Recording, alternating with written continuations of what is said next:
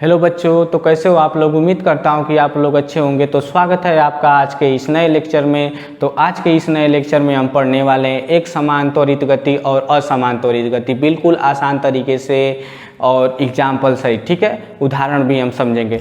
तो चलिए स्टार्ट करते हैं। तो सबसे पहले हम पढ़ लेते हैं एक समान त्वरित गति। एक समान त्वरित गति होती क्या है।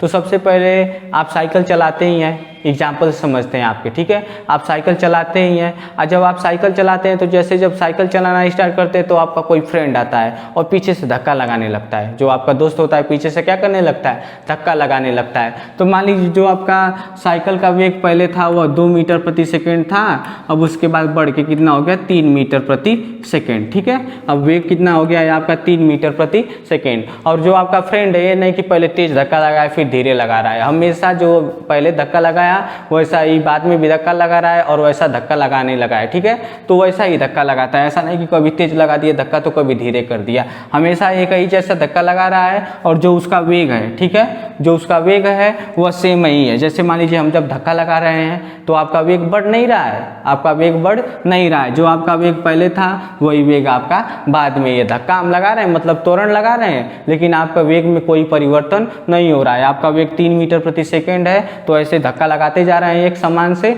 और आपका वेग कितना रह रहा है, 3 मीटर प्रति सेकेंड। तो जो आपका वेग है वह परिवर्तित नहीं हो रहा है, 3 मीटर प्रति सेकेंड है तो 3 मीटर प्रति सेकेंड एक समान त्वरण लगा रहे हैं। क्या लगा रहे हैं, एक समान त्वरण। ऐसा नहीं कि कभी तेज धक्का दिए तो कभी धीरे दिए, एक ही समान त्वरण लगा रहे हैं। जिस त्वरण से हमने पहले धक्का लगाया वैसा ही त्वरण हमारा बाद में ही हो। तो जब आपका जो गति हो रही है, ठीक है, वस्तु की, और उस पर जब आप त्वरण लगा रहे हैं तो समान त्वरण लगाएं। समान समय में क्या लगाएं, समान त्वरण लगाएं। समान समयांतरालों में समान त्वरण लगाएं, ऐसा नहीं कि अलग अलग त्वरण लगाएं। जब समान त्वरण आप लगाते हैं तो वहां पर आपका होता है एक समान गति, त्वरित गति। क्या होता है, एक समान त्वरित गति। तो इससे आपको क्या समझ में आता है, जब भी हम किसी वस्तु पर धक्का लगाते हैं तो एक समान त्वरण से धक्का लगाते हैं, एक समान त्वरित से धक्का लगाते हैं। और जब एक समान त्वरित से धक्का लगाएं तो वहां पर आपका क्या होता है, एक समान त्वरित गति। क्या होता है, एक समान त्वरित गति। तो क्लियर है, ठीक है। चलिए आगे बढ़ते हैं। तो आगे आपका क्या है,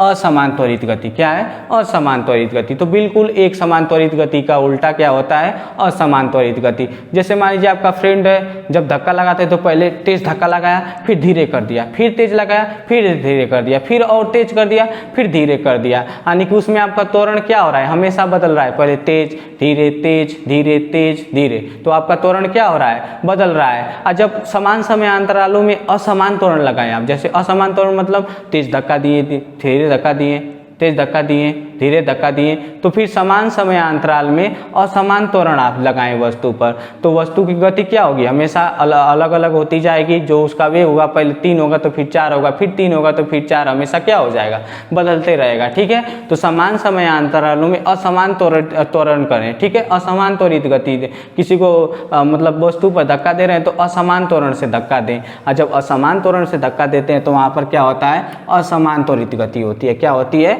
असमान त्वरित गति। ठीक है, तो उम्मीद करता हूँ आपको समझ में आया होगा। मिलते हैं अगले वीडियो में, धन्यवाद।